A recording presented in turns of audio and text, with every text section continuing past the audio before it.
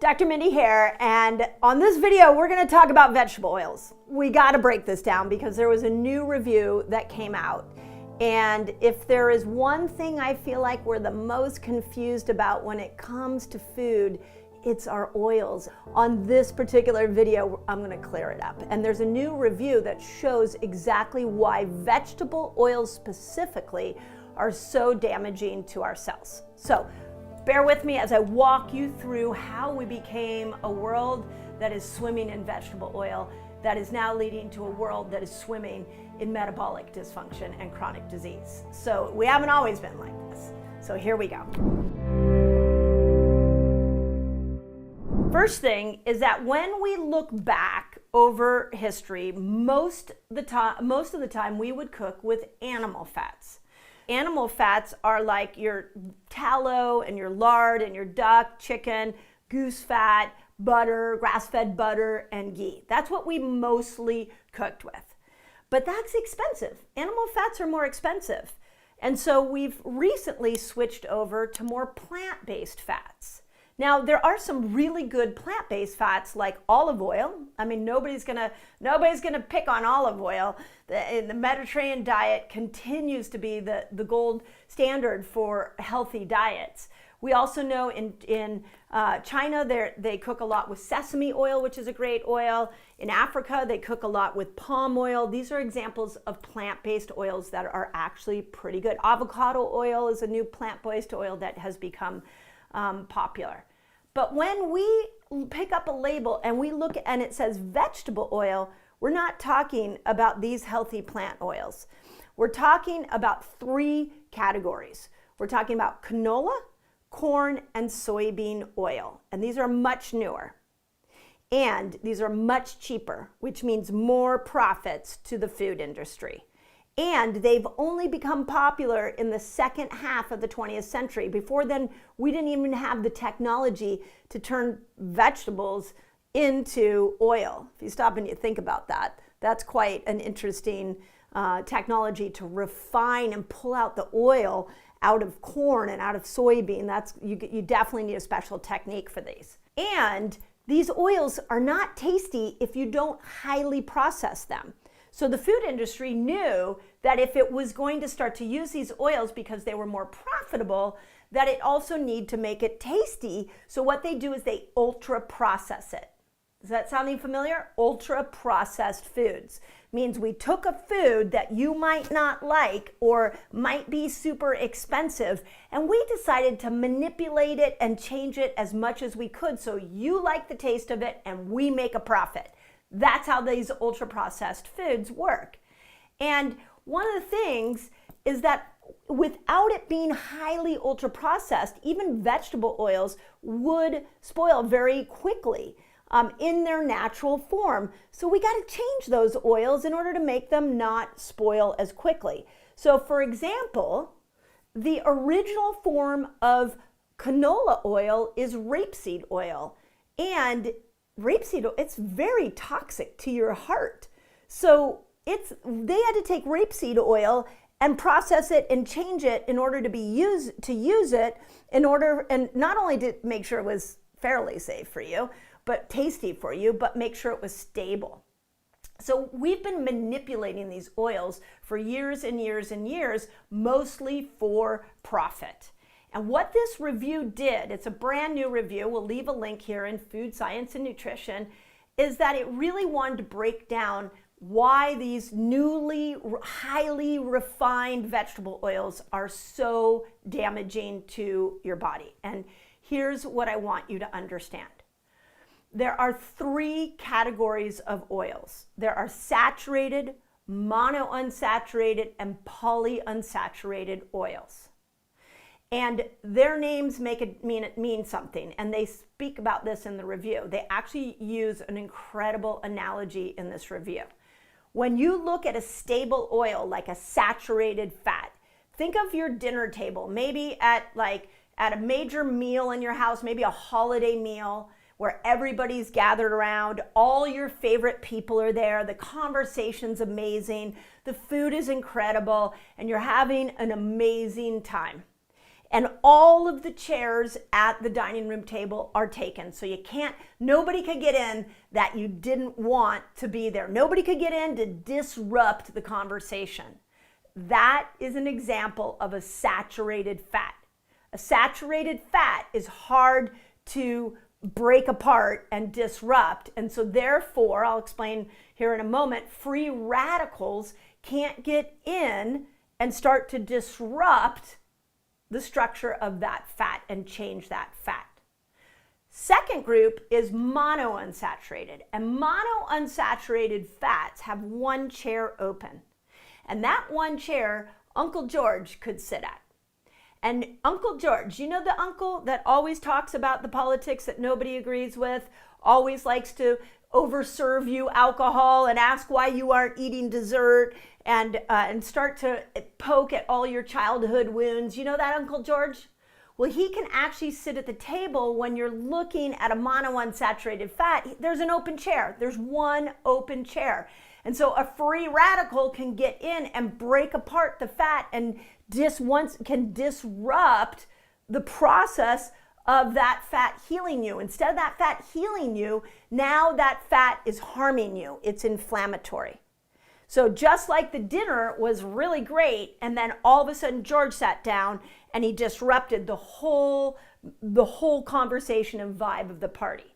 That would be an example of a monounsaturated fats. And some of these are fats we know, like olive oil and avocado oil. So remember way back when we were talking about how olive oil shouldn't be heated up? Well, when olive oil is heated up, all of a sudden it starts to break down and you have more chairs available for Uncle George. And so you get more cellular disruption, which leads to inflammation. So heating is a whole nother process that destroys oils. So now the worst type of oils are polyunsaturated fats. This is like multiple chairs at the table for all the people you don't like, multiple Uncle Georges, and they can all change the conversation. They can disrupt the whole experience. And all of a sudden you're walking away from that dinner party and you're like, that wasn't fun. So that's what these polyunsaturated fats do, is they actually start to disrupt the inner workings of the cell. And they start to create inflammation from the inside of the cell. Just like Uncle George starts to open everybody's wounds and get everybody agitated, that's what these polyunsaturated fats are doing, is they're starting to agitate the cell from the inside out. And when the cell is agitated, it's going to inflame. Make sense? Whereas our saturated fats, which are our beef fats or our animal fats, nobody can get into that dinner party. So nobody can disrupt the cell when you're eating these saturated fats. Polyunsaturated fats, anybody, there's an open chair for all these people, and so they can get in and disrupt the cell. So free radicals can start to change the inner workings of the cell. This is kind of a big deal, you guys. Like if a toxin can get in the cell, it can turn on genes for cancer, it can turn on genes for Alzheimer's. So the cell has a bilipid membrane and you want it to be protective. So when you're eating saturated fats, that bilipid membrane is super protective. Nobody's getting in to destroy that cell. Nobody's getting in to destroy the dinner party. Whereas the polyunsaturated fats, it leaves these wide open gaps, and now all of a sudden environmental toxins can get in there, and when environmental toxins can get into your cell, they start triggering genes for cancer, for aging, for weight gain. There was one of the most famous studies on weight loss showed that plastics, actually, if they get into the cell, they can trigger the obesity gene. It was called the agouti mouse study. I'll leave a link in the notes for you so you can look at that. So the chair model is a really interesting way to think about these three categories of fats. And polyunsaturated fats, now I do want to point out that all of them are not unhealthy. Like omega-3s, they're really great for you. They're just a little fragile. So think about like some of the omega-3s you might be eating, like maybe in salmon, or some of the plant-based omega-3s. That when we eat omega-3s, if they're fragile, then what that means is they spoil quickly and they don't tolerate heat. So that would be like putting somebody who couldn't handle Uncle George next to Uncle George, and he's just poking at the, let's just say it's a woman who can't stand Uncle George, and pretty soon she gets up and she leaves the table, and there's another open seat for more free radicals to get in. Are you getting the picture here? And so that's what this study showed. That's the analogy they used. They didn't use the Uncle George. They didn't say Uncle George. I like to throw Uncle George under the bus all the time. So, but what we need to know is that the more stable a fat, the more secure the cell is. So if you are eating a fat that's going to help nourish that outer bilipid membrane, and it's going to make it so no free radicals can get into the cell, that is a healthy cell. If you feed that bilipid membrane these polyunsaturated fats that are very unstable, then what ends up happening is all these toxins can get into the cell. And when toxins get into the cell, not only do they trigger genetics, but they create inflammation. That's why these are called inflammatory fats. What are some of these fats? I mean, the biggest one are the canola oils, the cottonseed oils, the soybean oils, the partially hydrogenated oils.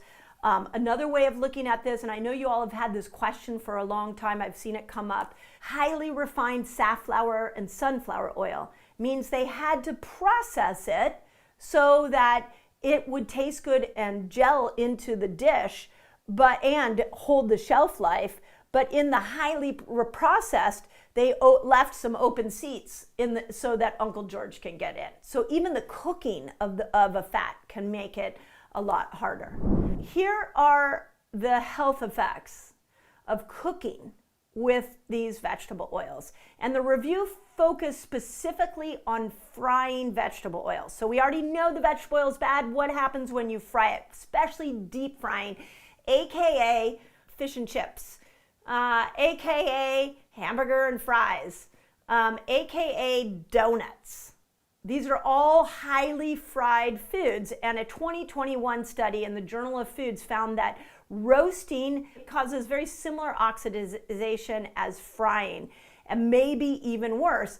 And it's when we take a harmful oil and we heat it up and we fry it that we get heart disease, we get high blood pressure, we get clogged arteries, and we get weight gain, all off of one ingredient. And I promise you, if I went into your house and I took these polyunsaturated fats and I removed them and I put saturated fats in all of your jars and you started cooking with that, you would not notice the taste. But every day you're cooking with canola, cottonseed, corn oil, soybean oil, you are creating an inflammatory mess within the cell, and you are triggering genes for diseases you possibly didn't sign up for. That's how important this one category of food is. So, what fats are best to cook with? For low heat cooking, the best are, ready? Olive oil, butter, specifically grass-fed, and avocado oil.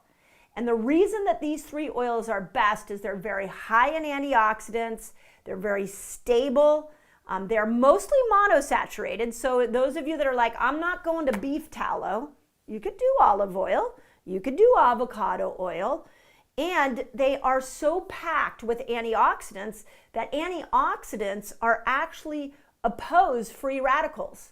So an antioxidant would be like putting somebody next to Uncle George who could stand up to Uncle George and make sure that he doesn't act up. So when we are cooking with olive oil, butter, and avocado oil, even though they're monounsaturated, leaving one chair at the table available for Uncle George, they also bring a sidekick that's going to sit right next to Uncle George and keep him in check. So the study did go on. I just want to point out that if you want to pan fry or grill or roast something at a high heat, that's where you're going to choose a saturated fat. So this is our coconut oil, our beef tallow, our lard, or our ghee. Those are more stable. They're not going to break apart when you heat them up. But if you're going to go for low heating, we want to do the olive oil, the avocado oil, and the butter, specifically grass-fed, because there's more omega-3s. Okay, did that help? Let me know. Did you like that analogy? It was the analogy that the review used, and I really like it because this seems to be a very heated debate. And I'll tell you what I told my patients for 30 years, and I'll tell you what I tell my Reset Academy all the time, is that if there was one food change you made that will change the direction of your health, it is your oils. And I hope this video got you thinking about these oils differently. Let me know. But as always, don't give up on yourself. It is the quality of the food that is triggering the genes you did not want triggered. And nobody taught you how to stay off of these oils. So on this video, I wanted to teach you that. Hope that helps.